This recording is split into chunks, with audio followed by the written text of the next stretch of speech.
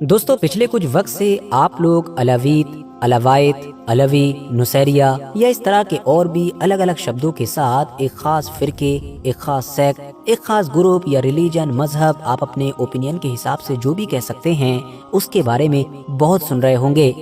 اور اس کی وجہ یہ ہے کہ کیونکہ سیریا کے پریزیڈنٹ بشار الاسد ہوں یا ان کی حکومت میں بیٹھے ہوئے 70 سے 80% باقی لوگ ہوں، ان کا تعلق اسی خاص گروپ کے ساتھ ہے۔ ویسے تو یہ ایک ایسا گروپ ہے کہ جو اپنی ریلیجیس ٹیچنگ مطلب کہ مذہبی تعلیمات کو لے کر بہت زیادہ سیکریٹو مانا جاتا ہے۔ مطلب یہ لوگ نہ تو دوسرے لوگوں کو اپنی مذہبی چیزوں کے بارے میں بتاتے ہیں اور نہ ہی یہ چاہتے ہیں کہ دوسرے لوگ ان کے مذہب کے بارے میں زیادہ کچھ جان سکیں۔ اور انٹرسٹنگ بات تو یہ ہے کہ آبادی میں کافی چھوٹا گروپ ہونے کے باوجود بھی اس کے اندر ہی آپ لوگوں کو الگ الگ طرح کے لوگ ملیں گے۔ کچھ ایسے ملیں گے کہ جو اپنا کنیکشن 12 شیعہ کے ساتھ جوڑتے ہیں اور کہتے ہیں کہ ہم الگ نہیں ہیں بلکہ ہم تو شیعہ لوگوں کی اس سب سے بڑی شاخ کا ہی حصہ ہیں کہ جو آج کے دور میں ایران یا انڈیا، پاکستان جیسے علاقوں میں پائی جاتی ہے۔ جبکہ کچھ ایسے ملیں گے کہ جو اپنے آپ کو مسلمانوں کا ایک ڈیفرنٹ فرقہ بتائیں گے، تو کچھ ایسے ملیں گے کہ جو اپنے آپ کو اسلام سے بالکل الگ ہٹ کر مطلب کہ ایک سیپریٹ ریلیجن کے طور پر دیکھتے ہیں۔ مگر اب سوال یہی ہے کہ آخر یہ لوگ حقیقت میں ہیں کون؟ حضرت علی کو خدا ماننے والے اس خاص گروپ کا اتہاس ہے کیا؟ اور کیا وجہ رہی کہ اتہاس میں شروع سے ہی چاہے سنی اسکالرز ہوں یا شیعہ اسکالرز ہوں، وہ اس گروپ کو اپنے آپ سے الگ کرتے آئے ہیں؟ کیا ریزن رہا ہوگا کہ مسلم اتہاس کی بڑی اور طاقتور سلطنتیں جیسا کہ سلطنت عثمانیہ یا مصر کی مملوک سلطنت نے اس خاص چھوٹے سے گروپ کے خلاف بڑے بڑے ایکشن لیے؟ تو چلیے اپنے ان سارے ہی سوالوں کے جواب جانتے ہیں، مگر اس سے پہلے میری آپ لوگوں سے بس ایک چھوٹی سی ریکویسٹ ہے کہ اگر ابھی تک آپ لوگوں نے میرا سیکنڈ چینل کہ جس پر میں نیوز اور مینلی اسرائیل اور فلسطین کے میٹر کو کور کرتا ہوں اس کو سبسکرائب نہیں کیا ہے تو ڈسکرپشن اور کامنٹس باکس میں دیے گئے لنک کے ذریعے سے کر سکتے ہیں۔ باقی یوٹیوب پر ساجد زہیب لکھ کر بھی سرچ کر سکتے ہیں۔ آرچ نیٹ ورک کے نالجیبل فرینڈز، جس خاص گروپ کی آج ہم بات کر رہے ہیں، اس کی ٹوٹل آبادی دنیا میں 4 ملین مطلب کہ 40 لاکھ کے قریب آنکی جاتی ہے، جس میں سے آدھی سے زیادہ تو سیریا کے اندر ہی رہتی ہے، جبکہ باقی جو بچے ہوئے ہیں اس میں ٹرکی، لیبنان، ارجنٹینا، آسٹریلیا اور جرمنی جیسے دیش شامل ہیں۔ یہاں پر یہ بات بھی بتا دینا ضروری ہے کہ ان لوگوں کا جو زیادہ مشہور نام ہے یا جس نام سے ہی یہ اتہاس میں لمبے وقت تک پہچانے گئے ہیں وہ ہے نصیریہ۔ ہاں، وہ بات الگ ہے کہ پچھلے کچھ وقت سے یہ لوگ خود بھی یہ پسند کرتے ہیں کہ ان کو علویون یا علویت وغیرہ کہا جائے۔ ساتھیوں، اتہاس میں پیچھے جائیں تو پتہ چلتا ہے کہ اتہاس کاروں کے مطابق اس گروپ کی شروعات 9ویں صدی میں پیدا ہونے والے اس انسان سے ہوتی ہے کہ جس کا نام اتہاس کاروں نے محمد بن نصیر النمیری لکھا ہے۔ یہ ایک ایسی پرسنالٹی تھی کہ جو شروعاتی وقت میں تو اہل بیت کے 11ویں امام مطلب کہ امام حسن العسکری سے بہت زیادہ انسپائر تھی، اور محمد بن نصیر النمیری کی طرف سے امام کا رفیق کار اور مداح ہونے کا دعویٰ بھی کیا جاتا تھا۔ حالانکہ دوسری طرف امام حسن العسکری کی طرف سے کوئی بھی ایسا قول نہیں ملتا ہے کہ جس سے یہ پتہ لگایا جا سکے کہ انہوں نے اس انسان کو فیور کیا یا پھر اس کے اگینسٹ گئے۔ مگر ہاں، بعد میں محمد بن نصیر النمیری کی طرف سے اپنے بارے میں کچھ ایسے کلیم ضرور کیے گئے اور کچھ ایسے نظریات پیش کیے گئے کہ جس کی وجہ سے اس دور کے چاہے سنی اسکالرز ہوں یا پھر شیعہ اسکالرز، انہوں نے اس انسان کا نہ صرف رد کیا بلکہ اس انسان کو غیر مسلم بھی قرار دے دیا۔ آگے چل کر جن لوگوں نے بھی ابن نصیر کے نظریات اور ابن نصیر کے عقائد پر بنے ہوئے اس نئے گروپ کو فالو کیا، اس کو اپنایا، ان کو ہی ابن نصیر کی نسبت سے نصیریہ یا پھر نصیری کہا جانے لگا۔ ورتھ نوٹسنگ بات یہ ہے کہ اگر آپ لوگ نصیریہ نام کے اس گروپ کو دھیان سے دیکھیں گے اور آبزرو کریں گے تو آپ کو یہ محسوس ہوگا کہ دراصل یہ گروپ اسلام، عیسائیت، مجوسیت، گریک کلچر اور اس کے علاوہ سیریا کے جو ان کا اپنا علاقہ ہے وہاں پر بھی جو اسلام سے پہلے مذہب یا ٹریڈیشن وغیرہ فالو کیا جاتا تھا ان سبھی کا مکسچر ہے۔ یعنی اس گروپ کے اندر ان سارے ہی ریلیجنز کی کوئی نہ کوئی چیزیں پائی جاتی ہیں۔ نصیری نام کا یہ گروپ حضرت مولا علی کو خدا مطلب کہ گاڈ مانتا ہے۔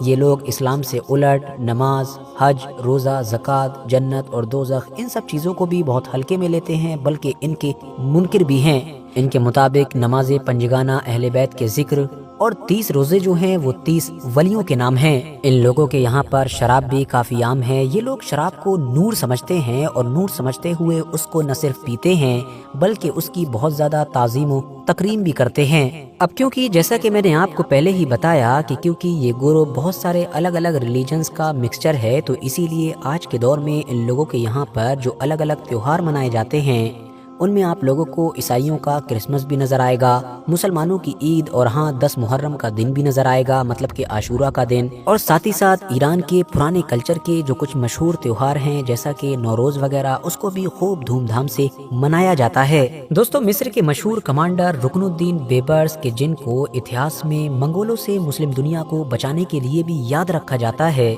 उनके बारे में ऐतिहासिक किताबों में लिखा गया है कि उन्होंने नुसैरिया नाम के इस ग्रुप के खिलाफ कई मूवमेंट चलाए थे और रीज़न ये दिया जाता है कि उनकी तरफ से इस ग्रुप को इस बात का मुजरिम करार दिया गया था कि ये लोग मुसलमानों के खिलाफ मंगोलों की मदद किया करते थे। और तो और उसी दौर में ही बैतुल मुक़द्दस को हासिल करने के लिए लंबे वक्त तक चलने वाली वो सलीबी जंगें कि जो उस दौर में यूरोप के ईसाई और मुसलमानों के बीच हुई थी, उसको लेकर भी यही लिखा जाता है कि इन लोगों का ज्यादातर फेवर यूरोप के ईसाइयों की तरफ रहा था, ना कि अरब के मुसलमानों की तरफ। सल्तनत उस्मानिया के आखिरी बाअसर और ताकतवर सुल्तान मतलब कि अब्दुल हमीद सानी की तरफ से भी इन लोगों की रिफॉर्म के लिए बहुत सारी कोशिशें की गई, बहुत सारे बड़े बड़े कदम उठाए गए। उन्होंने इनके लिए बहुत सारी अलग से दरसगाहें, मदरसे और मस्जिदें बनवाई थी। वर्ल्ड वॉर के बाद जब ये इलाका फ्रांस के अंडर में आ गया था तो फ्रांस ने इन लोगों को इनका एक अलग देश या कह सकते हैं कि इनकी एक अलग हुकूमत सीरिया के इलाके में बनाने की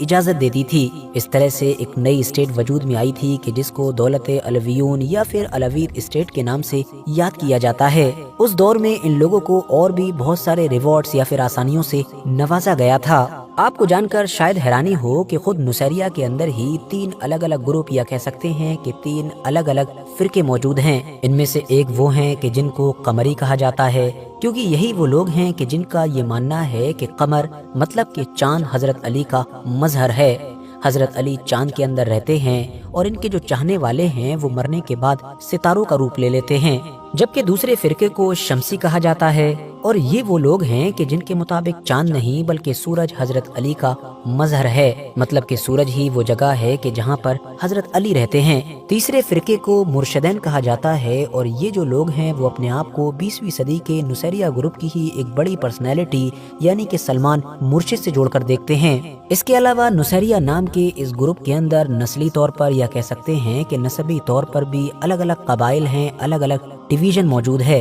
पहले ग्रुप को मातावीरा कहा जाता है। ये वो नुसैरी लोग हैं कि जो किसी दौर में इराक के अंदर रहा करते थे मगर 13वीं सदी की शुरुआत में अपने मजहबी भाइयों की हिफाजत की खातिर सीरिया में माइग्रेट कर गए थे और फिर हमेशा हमेशा के लिए वहीं पर आबाद हो गए थे। साथियों, नुसैरियों का जो दूसरा और ताकतवर कबीला है वो अल हदादैन कहलाता है और यही वो कबीला है कि जो सीरिया की हुक्मरान फैमिली यानी कि अल असद का वफादार माना जाता है। इनको हुक्मरान फैमिली अल असद का कान और आंख भी कहा जाता है। अल असद फैमिली की जो आर्मी है उसके बड़े बड़े कमांडर्स, लीडर्स या ऊपर बैठे हुए लोगों का ताल्लुक ज्यादातर इसी कबीले से बताया जाता है। यही वजह है कि 1982 का शहर हमा का कत्लेआम हो या फिर अखवान मूवमेंट को कुचलने का मामला हो, हर मामले में ही ये कबीला आगे आगे नजर आया है। हर मामले में ही इस कबीले का नाम सबसे ज्यादा हाईलाइट हुआ है। इनका तीसरा कबीला है अल खयातीन और ये भी नुसैरी इक़्तिदार का एक अहम पिलर माना जाता है। आखिर में नंबर आता है चौथे कबीले का कि जिसको अल कल्बिया के नाम से जाना जाता है और यही वो कबीला है कि जिसके बारे में ज्यादातर एक्सपर्ट्स मानते हैं कि इसी खास कबीले से ही बशर अल असद और उनकी फैमिली का ताल्लुक है। बल्कि पिछले एक लंबे वक्त से सीरिया की जो मेन पॉलिटिकल पार्टी रही है यानी कि बाथ पार्टी, उसके भी ज्यादातर लीडर्स, ज्यादातर पॉलिटिशियंस का ताल्लुक इसी खास तबके से है। आपको जानकर शायद हैरानी होगी कि आज से लगभग 50-55 साल पहले यानी कि 1970 और 71 के दौर में सीरिया के अंदर अलवीद को लेकर एक बड़ा मूवमेंट चलाया गया था। एक तरीके से वो एक मीडिया कैंपेन थी जिसमें लोगों को ये यकीन दिलाने की कोशिश की गई थी कि अलवीद अलग लोग नहीं हैं बल्कि ये तो शिया मुसलमान हैं और शिया में भी जो 12 शिया होते हैं जो ईरान या इंडिया और पाकिस्तान के इलाके में पाए जाते हैं उन्हीं का हिस्सा हैं। اور ایسا اس لیے کیا گیا تھا کیونکہ اسی دور میں ہی بشر الاسد کے فادر یعنی کہ حافظ الاسد کہ جو آرمی میں ایک بڑے کمانڈر ہوا کرتے تھے، انہوں نے ملٹری کو کے ذریعے سے حکومت پر قبضہ کیا تھا۔ اب کیونکہ سیریا کے کانسٹیٹیوشن کے حساب سے اس کے مین لیڈر کا مسلم ہونا ضروری تھا،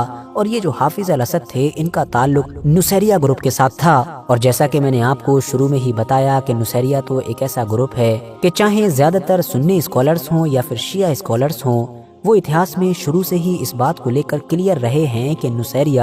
کوئی مسلمانوں کی ہی ایک شاخ نہیں ہے، کوئی فرقہ نہیں ہے، بلکہ یہ ایک الگ سیپریٹ ریلیجن ہے۔ اور بات صرف مسلم اسکالرز کی ہی نہیں ہے، جیسا کہ میں نے آپ کو بتایا ہے، خود نصیریہ فرقے میں ہی ایک بڑی تعداد ایسے لوگوں کی پائی جاتی ہے جو اپنے آپ ہی یہ مانتے ہیں کہ وہ دراصل اپنے آپ میں ایک سیپریٹ گروپ ہیں، ایک سیپریٹ ریلیجن ہیں۔ تو اسی لیے اس دور میں حافظ الاسد کو لے کر میڈیا کیمپین کروایا گیا اور ہر طریقے سے لوگوں کو اس بات کے لیے کنونس کرنے کی کوشش کی گئی اور یقین دلوانے کی کوشش کی گئی کہ علویت الگ لوگ نہیں ہیں، بلکہ یہ تو شیعہ گروپ کی ہی ٹوٹی ہوئی ایک شاخ ہے۔ اور اس طرح سے حافظ الاسد کی حکومت شروع ہوئی جو سال 2000 مطلب کہ ان کی موت تک چلی، اور اس کے بعد ان کے بیٹے مطلب کہ بشر الاسد بیٹھے جن کی حکومت ابھی تک چل رہی ہے۔ فی الحال دوستو اسی کے ساتھ آج کی اپنی ویڈیو کو بھی ہم یہیں پر ختم کرتے ہیں۔ ویڈیو اگر جانکاری سے بھرپور لگی ہو تو لائک کرنے کے ساتھ ساتھ دوستوں کے ساتھ ضرور شیئر کریں، اور ایسے ہی نالجیبل اور ہسٹوریکل ویڈیوز ہمیشہ دیکھنے کے لیے ہمارے اس چینل کو سبسکرائب کرنے کے ساتھ ساتھ بیل آئیکن کو ضرور پریس کریں۔